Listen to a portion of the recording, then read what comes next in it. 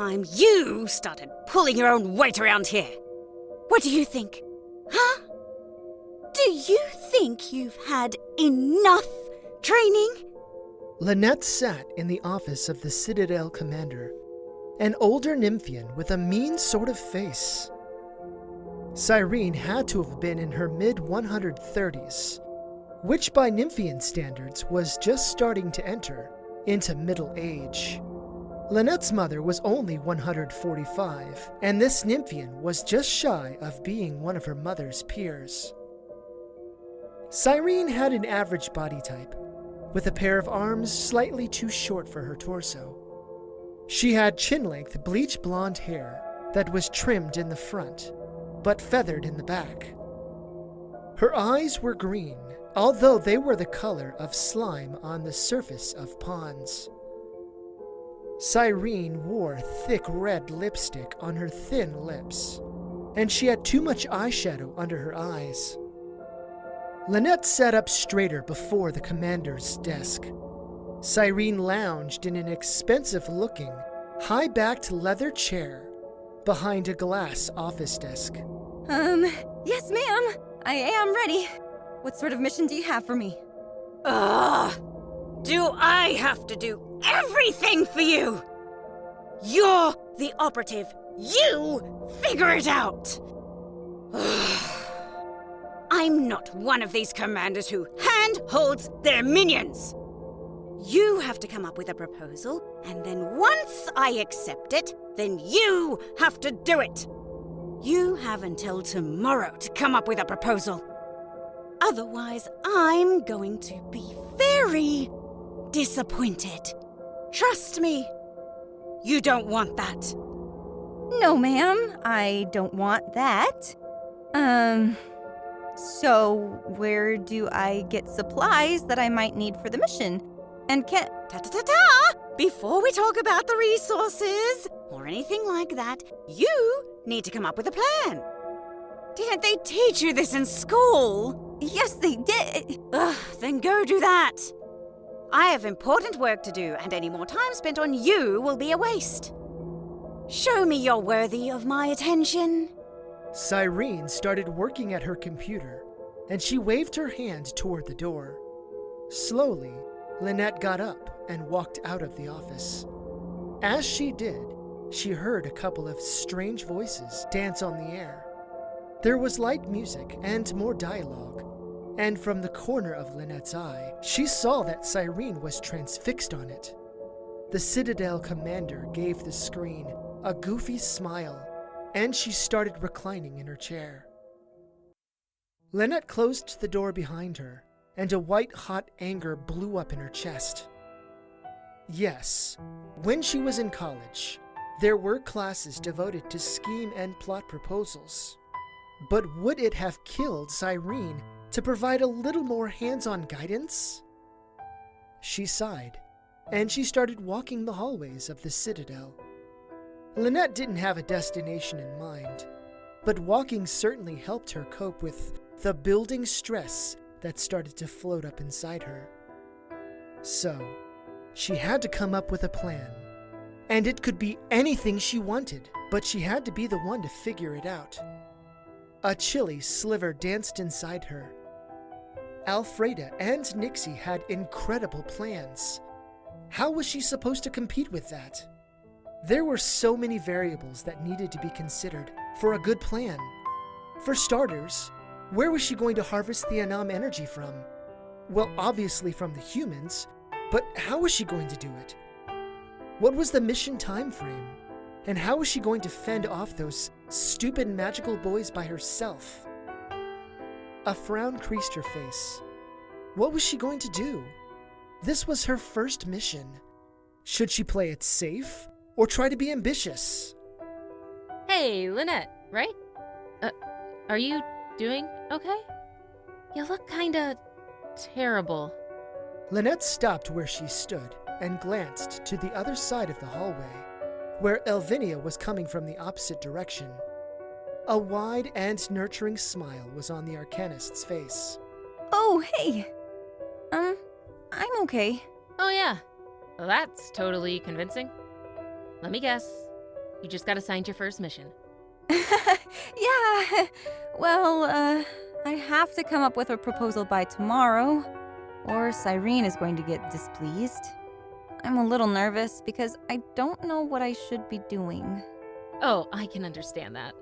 I'm sure everyone is nervous before their first time. Don't think you have to hang the moon during your first mission. You got a chance to work with the other two and saw how they approached their missions, right? Yeah, I saw. Am I expected to do grand things like that starting out? I mean, if you're comfortable, then sure. The more important thing is to collect some Anam energy. You know what? I have an idea. Have you eaten yet? Eaten yet? No, I haven't had lunch yet. And I don't know that I could eat anything at the moment. I have to figure out something or I'm going to be fired. Oh, I'll doubt you'll be fired on your first solo mission. Come have lunch with me. You might end up with some ideas while we're out, because we are going to have lunch at a human restaurant. While we eat, we can brainstorm. Wow, you're really kind. It's a stark difference from what I've gotten from, the commander. We're going to a human restaurant? Yeah, I feel it's the best way to gather intel on potential missions and stuff. And not only that, this place I love going to has great sandwich and drink specials. We'll have to use the HAVs. So, will you come with me? Sure. Elvinia led Linnet to the teleporter rooms, and then they flashed out of the citadel.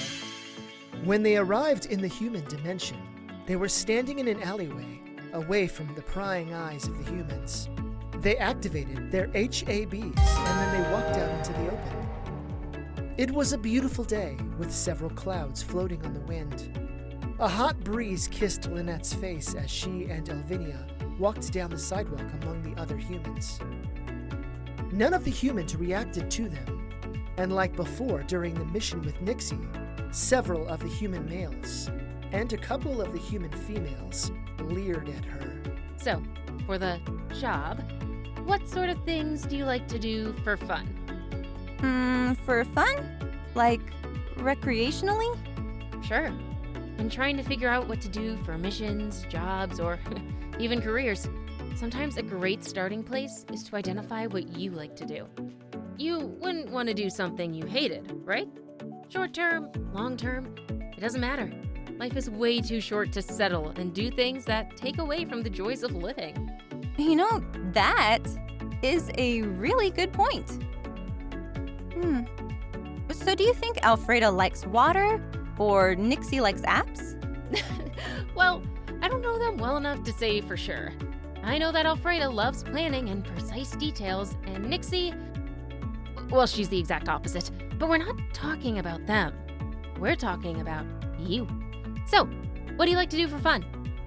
Are you a karaoke nut? Not really. I like singing, as, you know, my magic stems from my singing and my voice. But I do it so much that it doesn't really give me passion, you know? It's just like when someone runs or lifts heavy boxes, like, I could take it or leave it. I do like live music. There's just something interesting about listening to others make music. That could be something to consider. Let's put that on the back burner for now. What else do you like? Oh, I like animals, like cats and dogs. I also really like going to zoos.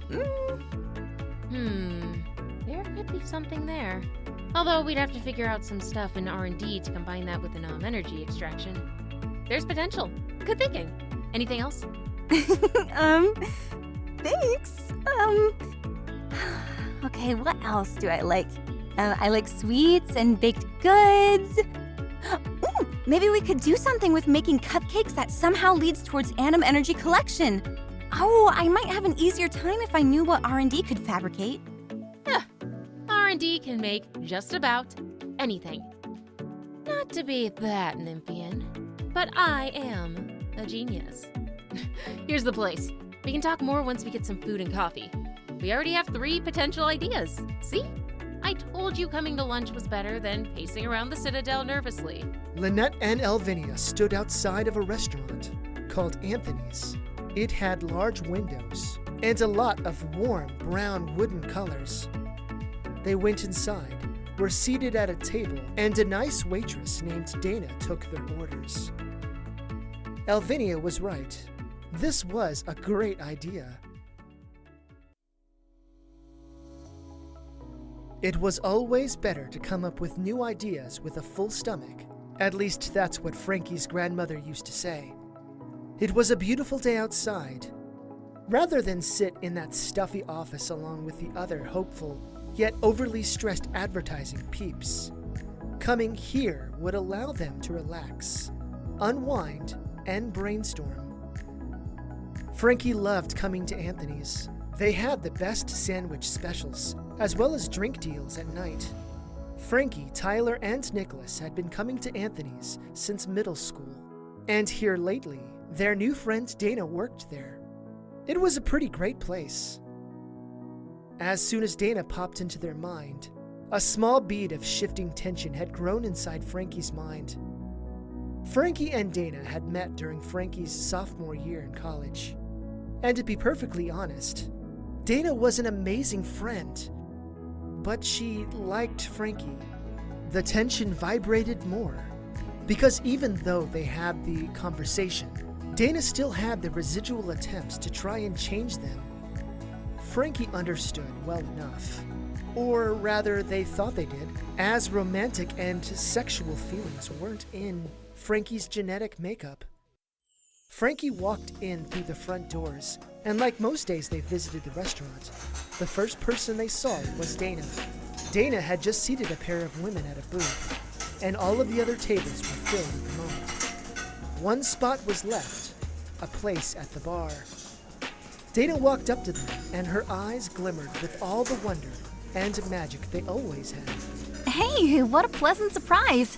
Just you, or are all three of you coming in today? Just me today. I see a spot by the bar. You don't mind if I pull up my work laptop, do you? Oh no, that's fine. Do you want the usual? My usual is fine. May I also get a cup of black coffee, too? Sure thing. Just set yourself up. By the way, there's something I want to ask you. Ask me? Yeah, it's a kind of favor, and it's not anything weird, you know? I promise. Sure. What's up? Oh, I'll ask you once I bring out your food. Frankie moved over to the open spot at the bar, pulled out their laptop from their leather satchel, and started reviewing data from a client database. It didn't take long for Dana to return with her usual order. A Reuben sandwich with tater tots, a large glass of apple juice, and a black coffee. As Dana placed the food down, she gave Frankie a brief and apprehensive look. So, what's up? So, my cousin works for this radio station, and he got a couple of tickets to Blossoming Soul Music Festival. The indie music festival happening this weekend. I really want to go, but I don't have anyone to go with. I, was hoping that you'd go with me. Oh, Dana. I don't know. Oh, please, it won't be a date, and I promise I won't flirt with you. Much.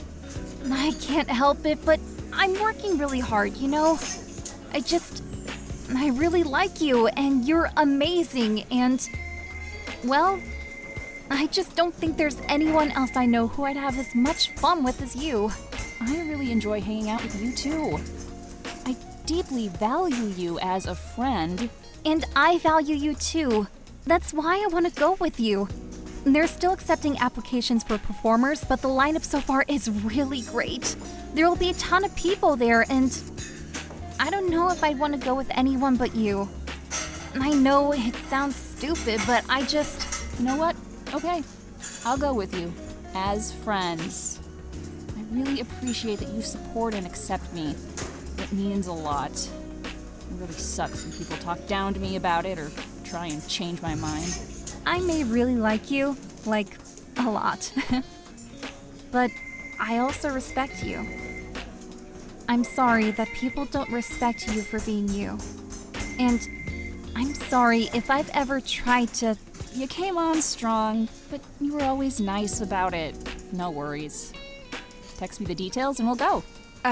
Okay, great. Thank you. I'm really excited about this. I better go back to my other tables before they get pissed. Frankie watched her go to another table, and they smiled a little broader. They went back to their laptop and started working again. Did you hear that? A musical festival! That's perfect! You love live music! Linnet and Elvinia sat in a booth, and they were perhaps 6 feet from where their server Dana spoke to another person.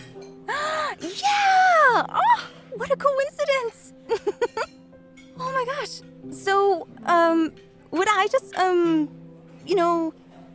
walk around, or? I'm not sure that would be the best.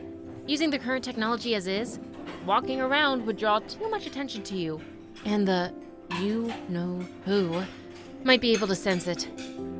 They are really tenacious about sensing our magical technology. I do have another idea, though. I'm open to anything. Open to anything.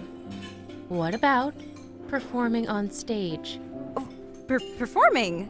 Oh, I don't know about that. Oh, come on. You have a beautiful voice. And I've been working on some new tech that could prove very useful. I started using some new techniques during your mission with Nixie, and I would love to collect more data to refine it. And I could perhaps be on stage with you. Wait, do you sing? Oh, no, I don't. But I could run the tech on stage. The soundboards, the speakers, and even the carefully concealed Anam Energy Collectors. I have a couple of theories on how we can make the harvesting process even more sneaky and subtle. Not only that, I can provide some ideas on how to handle any issues that may rise up, sparkling or otherwise. What if they don't like my singing? Can't you draw them in? Well, yes, I suppose I can. Then do that. You draw them in and keep them there, and I'll work on the other part. Not only that, but if they show up, I'll get to see them with my own eyes. Oh, I see. Is that why you really wanted to help me? Well, I don't mind feeding your deep desires. Thank you. I'm lucky to have a friend in you. You're welcome. I'm glad to help. This is how it's supposed to be. Us helping one another? Not the way Cyrene would have you do it. Okay, so now we have an idea. Now we just have to flesh out the plan. That's wonderful. Oh, yeah, that reminds me. You asked me to ask you later, and I guess now is as good a time as any. Ask me what? You asked me to ask you what some word meant. But I don't exactly remember the word. Was it Yubi? Yori? Yorkie? For a long moment, Elvinia just gazed at Linnet wonderingly. And then a wild smile creased her face. A dangerous but inviting sparkle danced in her eyes. Elvinia leaned over the table and whispered with all the candor of an excited child. Are you asking me about Yowie? Oh, yes, that! What is Yowie? Elvinia pulled out a mobile device, not unlike the one the humans usually used, and she pulled up some written texts on it. She handed it to Linnet. Here, read this. You'll find out what Yowie is real quick. Linnet took the mobile device, and she began reading this small story, which she would come to find out was a fanfic. It started out like any story by introducing 2 male characters. They started out talking, and then it quickly escalated to... my. Wow.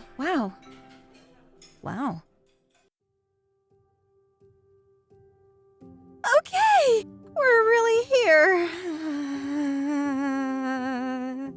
Linnet and Elvinia had just passed through security, and they stood at the back area where the other musical performers and guests were congregating.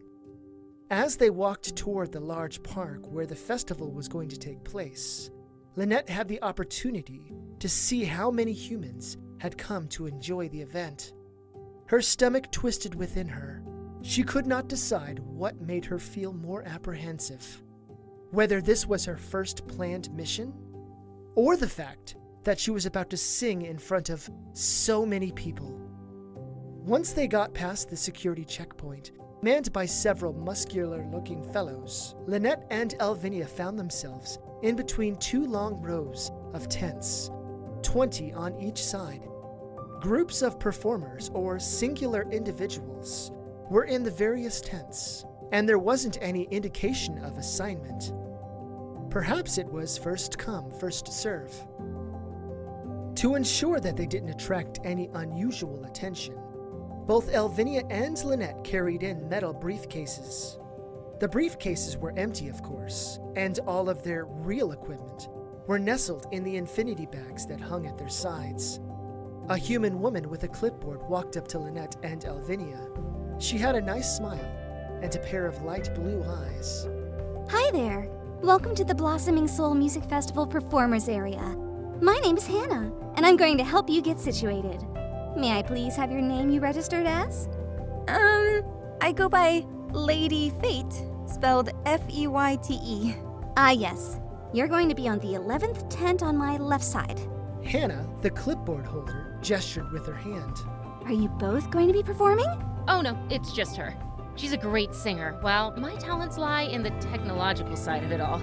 I'm just here to make sure our mics, speakers, and other sound-generating tech works right. Oh! So what type of music do you perform? Oh, it's kind of, worldly music, all sung a cappella. You said the 11th tent on the left side, right? Oh, wonderful! I can't wait to hear you. Break a leg. You're supposed to perform on the left stage at 1:45 p.m. Great! Left stage at 1:45 p.m. Wonderful, thank you. Linnet and Elvinia walked along the long line of tents. Many of the other performers were lounging around, while others practiced before the start of the festival. All of the tents were outfitted with closable flaps, which allowed some privacy. According to the notice that Linnet and Elvinia received upon registration, check-in times were at 8 in the morning, and the first performers started at 10:30. The crowd of humans had collected outside in the park, in long lines, and they would be allowed to enter at 9 a.m. All in all, there was a long time to wait before Linnet had to go on. When they got to their tent, they noticed how big and spacious it really was for 2 people. It could have easily accommodated 8 people, with room to spare. A long table had been set up with 4 chairs on each side. Linnet and Elvinia closed to the tent flap, isolating themselves from the outside world. Elvinia reached into her infinity bag and then pulled out a circular stone-like object. She touched the center of it, and it began glowing with runic lettering. A short burst of magical energy blasted out, and the walls, ceilings, and the grass at their feet glowed with a temporary shimmer of green light. Okay, the sound dampening generator is active. Now we can speak without anyone hearing us. How are you feeling? Oh, I'm unsettled. Not only is this my first planned mission, but there are a ton of people out there. Yes, a ton of people. Which means if we use the new technology I've developed, we should be able to collect immense Anam energy from people without anyone having any long-term adverse reactions. You're going to do fine. Don't forget that I'm here to support you. Yes. Well, that part does make me feel much better.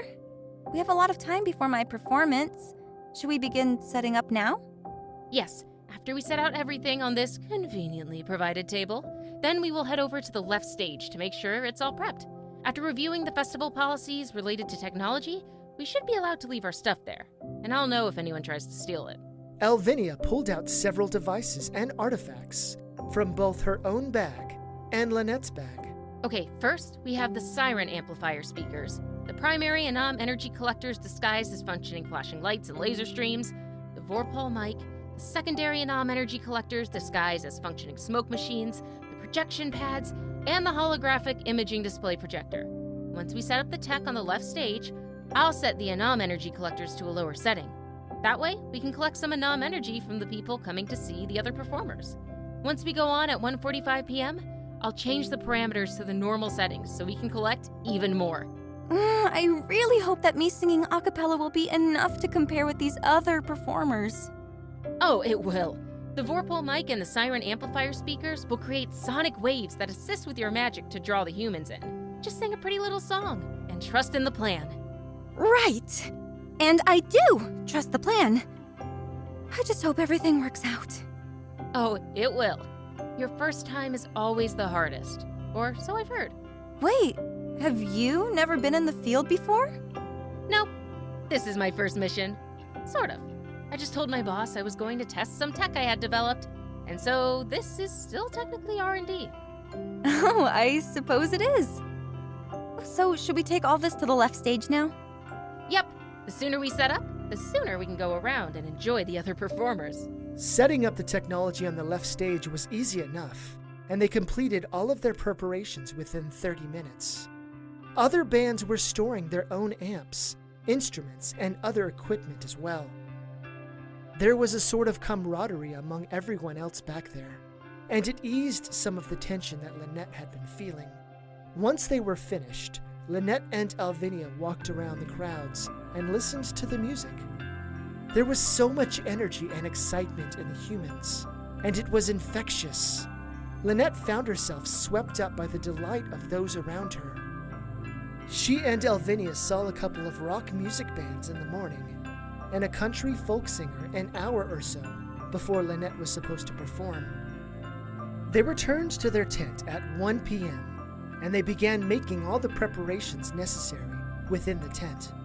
Elvinia set up the pair of projection pads by the tent wall, and she placed a magical terminal on the table. The Anam Energy Extractor was beside the tent wall, and it functioned like the others Linnet had seen on other missions. Orbs kept falling into the expanse of an infinity bag, and unfortunately they couldn't see how many they had collected already. The orbs kept falling at regular intervals, which was a great sign. When it's our time to go on, I'll raise the levels on the collectors about 50%. That should still be low enough to avoid magical boy detection. Unless by some horrid chance they were already here at the festival. Oh, I can program the projector to give you a badass background. What are you thinking? Foggy forest-like imagery? Or do you want something more oceany? Foggy forest, please. At 1:45 p.m., Elvinia typed on her keyboard, and a wide grin creased her face. Okay, holographic terrain is set. The lights are flashing, and the fog is covering the stage. When you're ready, set onto the pad. Good luck! Remember, you got this. You're supposed to say something opposite, like, break a leg. Oh, in that case, crack a clavicle? Thanks.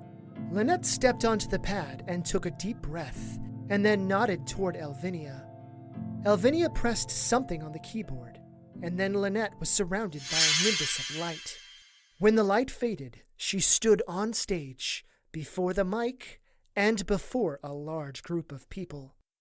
There had to have been perhaps 300 or 400 people in the crowd, and many of them gasped when Linnet appeared. Linnet glanced behind her. The floor of the stage was covered in fog that stayed exactly on stage.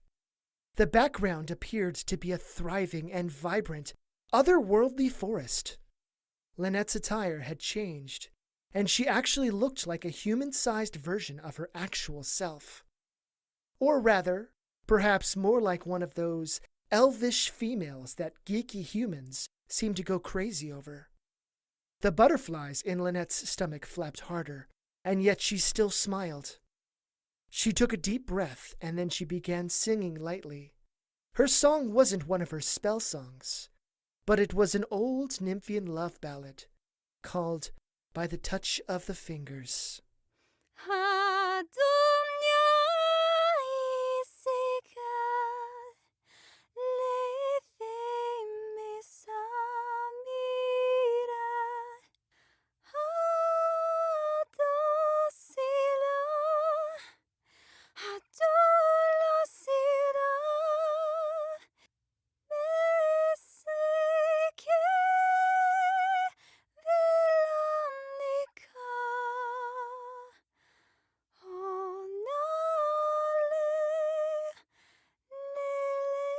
Linnet let the sweet words of her native language dance past her lips, and they swirled into the open air in front of her.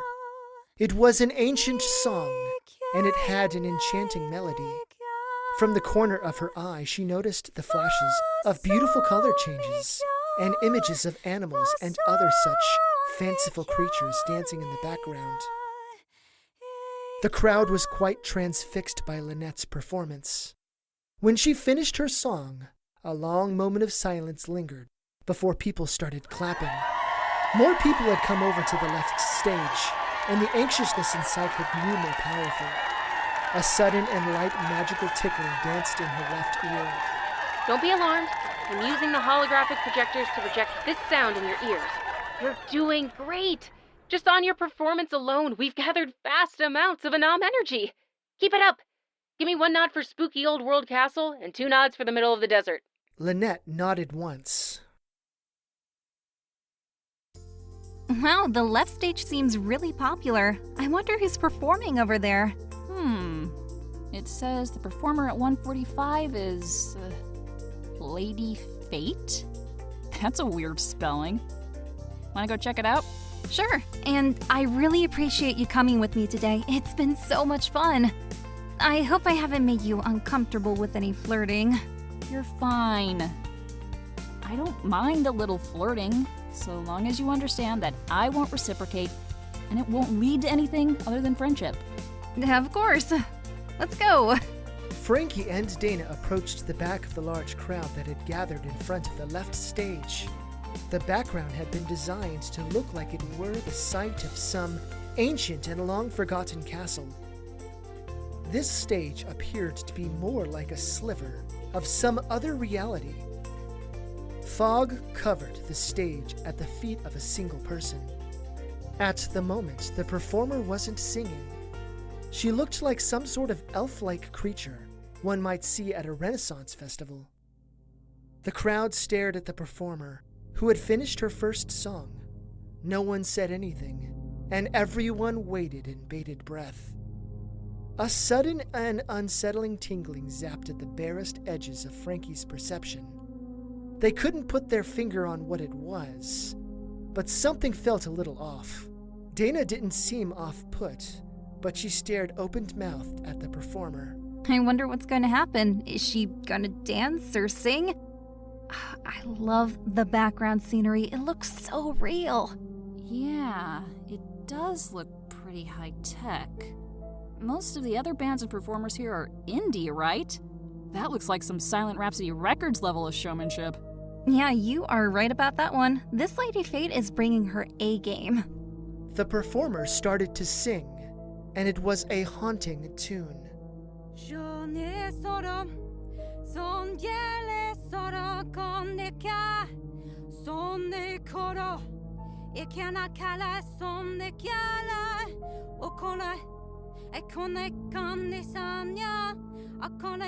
A wild flickering awoke in Frankie's veins, and their blood felt icy. As the notes wrapped over them, Frankie's mouth went dry. Everyone in the crowd watched with unbroken attention, including Dana. Little pricklings started to pinch at Frankie's skin. Wow. She really has a pretty voice, huh? It's a little sad. Dana didn't react, and she merely gaped in awe. Dana. Dana didn't turn away. Frankie reached out to touch her, and suddenly, something caught their eye. It was such a small and tiny little detail, but it was there.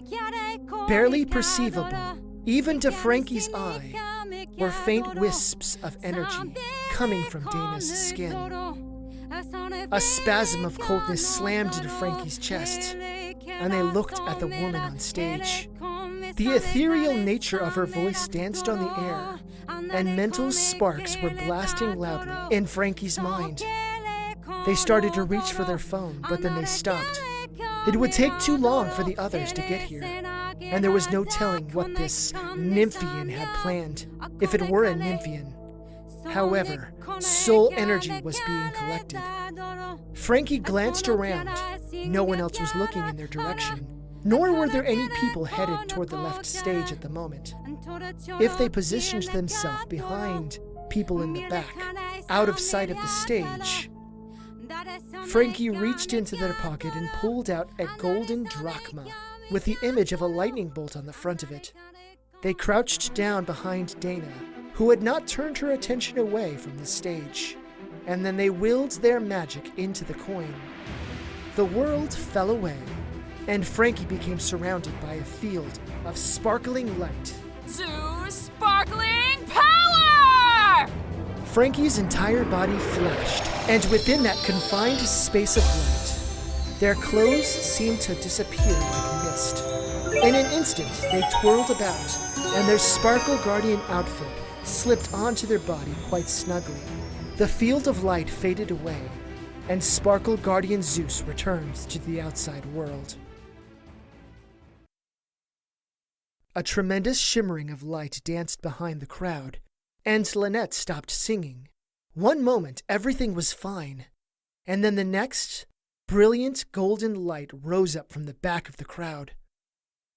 The people in the crowd still watched her with rapt attention, and yet she looked toward the lone figure jumping into the air. Linnet's heart stopped in her chest. The gold-colored Sparkle Guardian soared through the sky, and they moved toward her with rapid speed.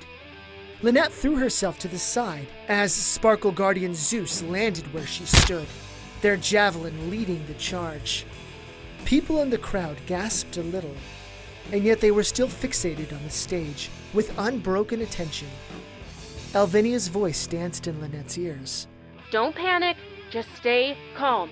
I've tapped into the festival's CCTV security feeds, and it doesn't appear like the others are here. It's just one.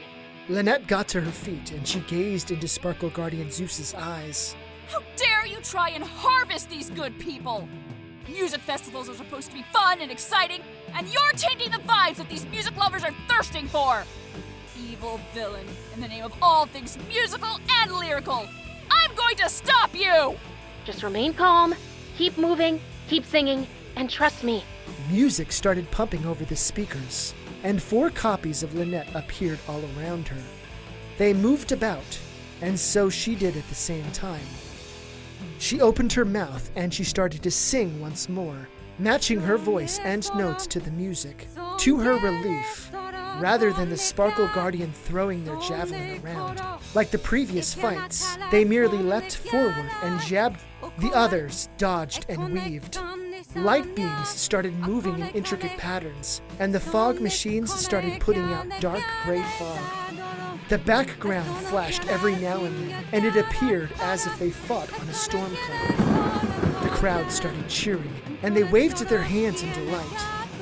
Sparkle Guardian Zeus winced as the dirge's effects started to kick in.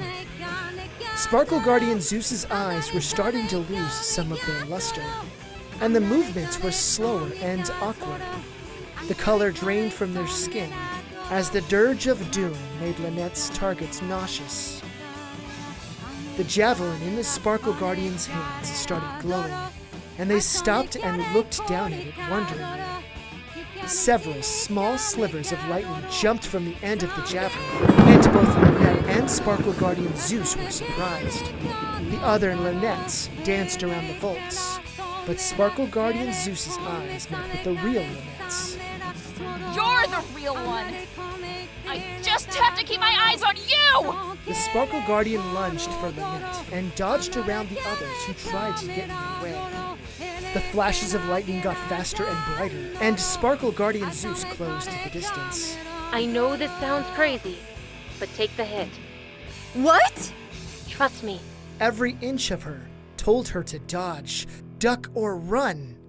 But instead, Linnet stood her ground. Sparkle Guardian Zeus's javelin thrusted forward, and it plunged into her chest. There wasn't any pain, but there was a bright flash of light. When Linnet opened her eyes, she was in the tent, standing on the pad. Elvinia smiled at her. Seconds later, a loud roar of applause and cheering rumbled from somewhere in the distance. What happened? I thought I was just stabbed. Oh, the actual you never left the tent. The you on stage was a hologram. I would never put you in real danger. I was here the whole time? But everything felt so real. Yep, advanced magical VR technology. Anyway, I made it appear when the Sparkle Guardian stabbed you, it engulfed you in lightning. The humans all think it was part of the act, and they are loving it. Wow. I didn't know tech like this existed. You are so talented. Thanks. Let's bag all this up and be gone before the Sparkle Guardian finds us. How did we do with the Anam Energy collecting? We did really well. Like, really, really well. Let's just say, you couldn't have done better for your first mission. By the goddess! Thank you so much!